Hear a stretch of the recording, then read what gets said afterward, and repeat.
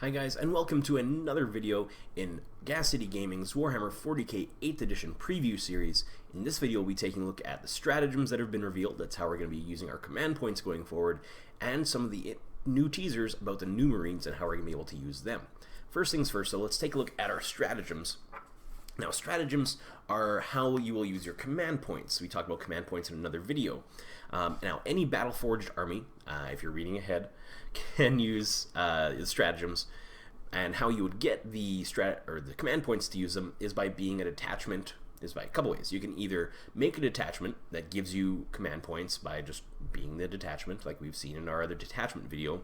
Different ones will give you different amounts of command points, but you can also, when you're building your army, include some legendary commanders, famed name units, different things like that. Well, you've seen the one example they gave so far was that if you include Bjorn the Fell-Handed in your army, he'll give you one command point because he's the oldest, most ancient living-ish space marine. He's in dreadnought armor, so he's living-ish. But he'll give you one command point if you include him in your army. Now, different armies will have different stratagems. So if you play Space Marines, for example, they could even have different stratagems based on what chapter you choose to play, possibly. Or for all the Chaos Gods, or for the different Eldar, Dark Eldar, regular Eldar, Inari, depending on what faction you choose, you will have different stratagems. These ones that we're looking at right here, though, are actually stratagems that are usable by any army in the game because they're more just general use. They aren't super themed one way or the other. So let's take a look at them. So the first one we see here costs us one command point. So if you bring Bjorn, you can buy this. So it costs one command point. It's called a command reroll. It's a stratagem. It says you can reroll any single dice. Should be die, but we'll get back to that. What I like is, how I see this being used anyway, is for your damage rolls, or maybe a really important save roll. So for example, if I'm shooting at a tank or a big demon or a big monster or something like that, and I roll just one for my damage, but it's only got 3 hull points left, okay, do I want to re-roll that? Do I want to spend my command point to maybe just blow that up, or have another whole squad or a few more weapons have to shoot at that?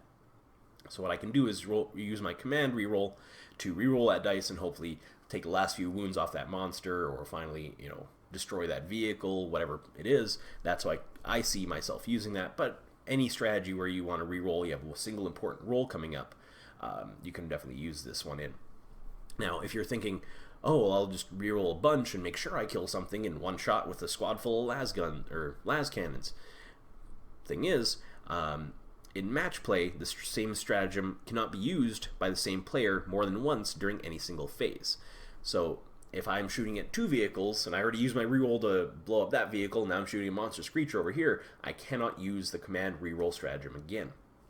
If my army has separate stratagems that gives the same effect, I can use those, but I cannot use the command reroll stratagem more than once per phase, the same player.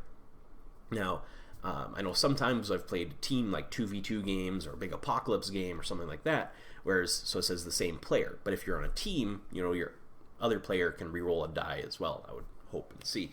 But we'll find out more about that later, I'm sure. The second ability we're going to look at, the second stratagem, is called counteroffensive.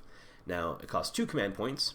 This stratagem is used right after an enemy unit that charged has fought. Select one of your own eligible units and fight with it next. Now, going forward, there's no initiative steps anymore, of course, and it's not exactly like Age of Sigmar in that we always alternate. So how this is going to work is if I charge with 3 units, they all get to swing first before anything of yours gets to swing back. So if I charge with 3 units, okay, I'm going to attack with the first one, then you can say, okay, I'm going to use counteroffensive. Now I'm going to use my unit to swing at your unit. So rather than all 3 of mine getting attacked first, my first one would attack, you use counteroffensive to then get your unit to attack one of mine that just charged in. Well, probably that, but you can use it any combat to attack, but that's probably how you would want to use this. And then my 2 that charged would get to attack again, because still the units that get to charge get to attack normally first, barring the use of this or some other kind of special rule that comes up. The counteroffensive I can definitely see being used going forward, but again, you cannot use the single rule of counteroffensive more than once each phase. So you can only use it once. Again, if there's another special ability or rule or stratagem that your army gets, you can use that because they're different rules. or different stratagems, sorry. But counteroffensive itself, you can only use once per phase. The third and final ability that we know about so far is Insane Bravery. You can automatically pass a single morale test. This stratagem must be used before taking the test. So it's not a test reroll. You have to use it before you take the test to automatically just pass it.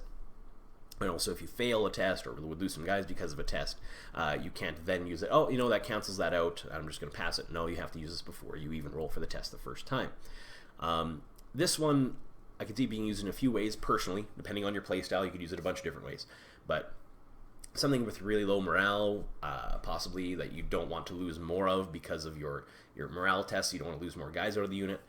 For me, I seeing it being kind of a tar pit. If I want to really tar pit or keep busy, if you're not familiar with the term tar pit, if you have a really good shooting unit and I get a melee unit into your backfield somehow that takes away their shooting, but you know, you really beat me badly in close combat, so your unit's really good at shooting and close combat somehow, don't ask me, but you know, I want to tie you up in close combat, but somehow I lose. Luck of the dice, right? That's why we play a dice game.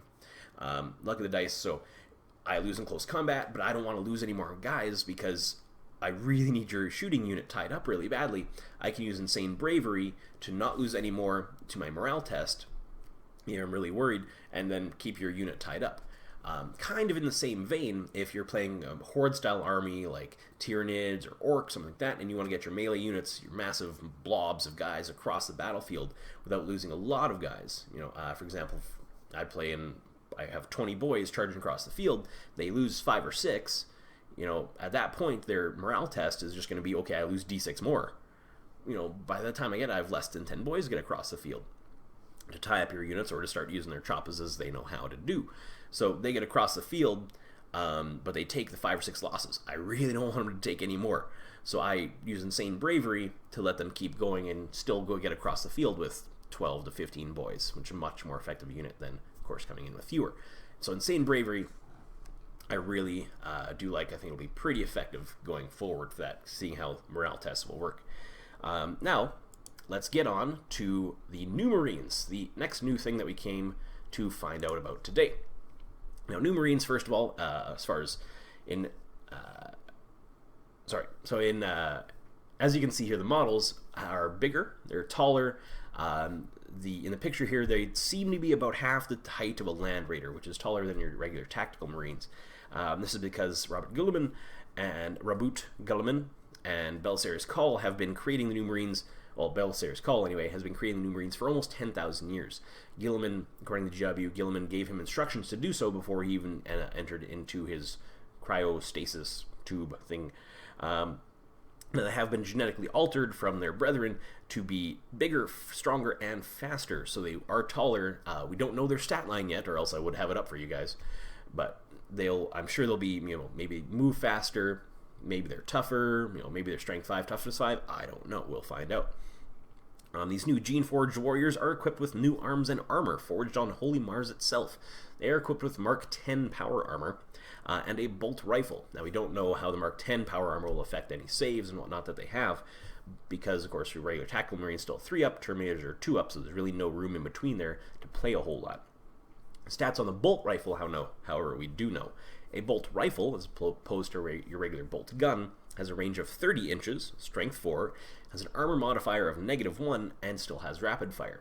So at 15 inches, you're firing 2 strength 4 shots with a -1 armor modifier, as opposed to our regular Marines who do not have any modifier on their bolter and only have a range of 24 inches, so their rapid fire kicks in at 12, or 12 and under.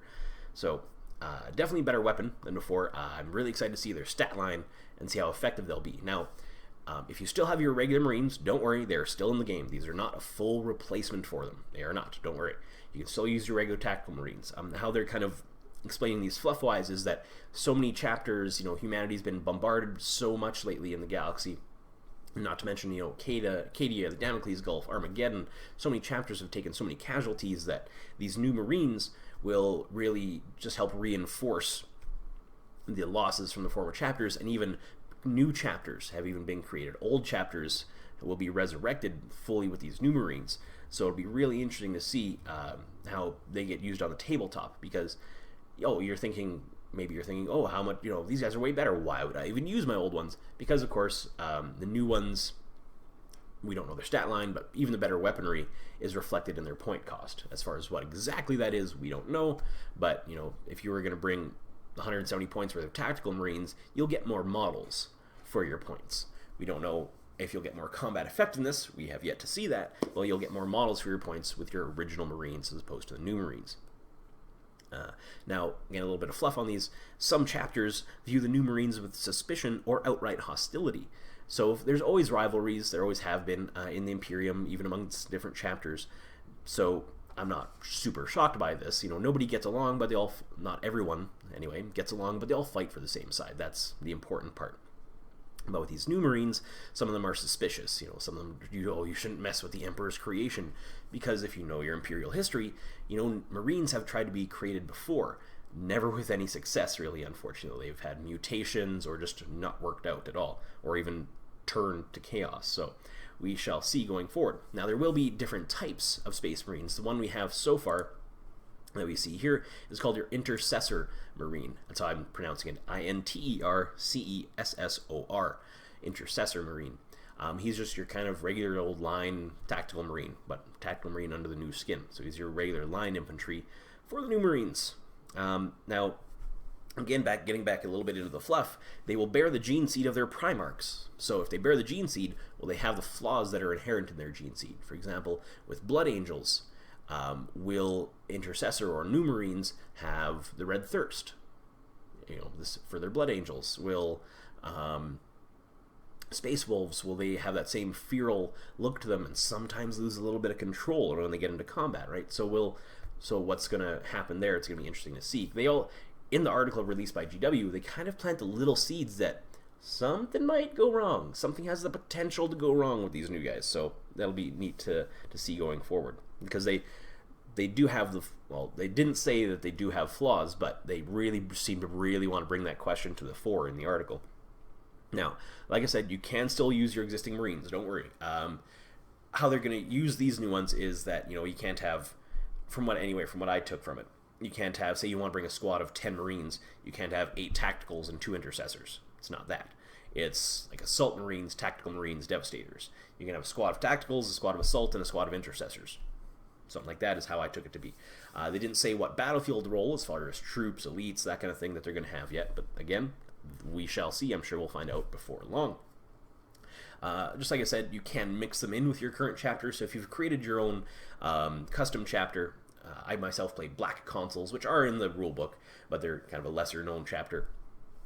So you can mix them in with your chapter because, well, especially with my Black Consuls, for example, in the fluff, Black Consuls have really taken a pounding, almost being destroyed, coming very, very close to being destroyed previously. So my chapter in particular would probably have a lot of new marines in it.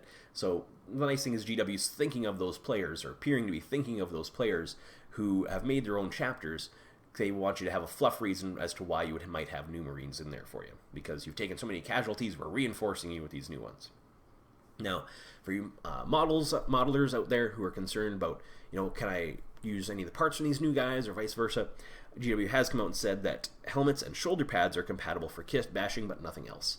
Because the new marines are taller, that legs, torsos, arms won't really work out for them, unfortunately. And of course, their weapons, from that they didn't say, but I would assume that regular marines, previous marines, are not able to use the bolt rifles for similar reasons. Well, so that's all I have for you guys today as far as news concerning the new marines and stratagems. Again, what do you guys think? I would love to hear your comments. What do you think about the new marines? Are you excited to use them? The bolt rifles seem pretty good. What points cost are they going to come in at? Can I afford 5 Intercessor Marines compared to a full squad of tacticals, right? What do you guys think? What do you think it should be? What do you think it will be? Because sometimes those are two different things, right? What we think it should be and what GW will probably end up being doing it for. Sometimes for the good, sometimes for the bad, but that's what we do. So comment below your thoughts. Would love to hear back from you. Don't forget, if you want to sign up for our Warhammer 40k 8th edition giveaway, subscribe and comment to this or any other 8th edition Warhammer video to hear possibly win either the core edition rulebook, or hopefully we're going to have some of the kind of faction rulebooks given away with that as well. Channel's really taken off, and I love it. So, again, like, share, subscribe, comment, everything that lets people know that Gas City Gaming is here, that we exist, and get the name out there a little bit. I love talking about this game. That's what I would really want to encourage in this channel. So, would love to hear back from you guys, of course, with that as well. That's all I got for you today, guys. Hope you have an awesome rest of your day. Have a great week this week. And remember, the Emperor protects.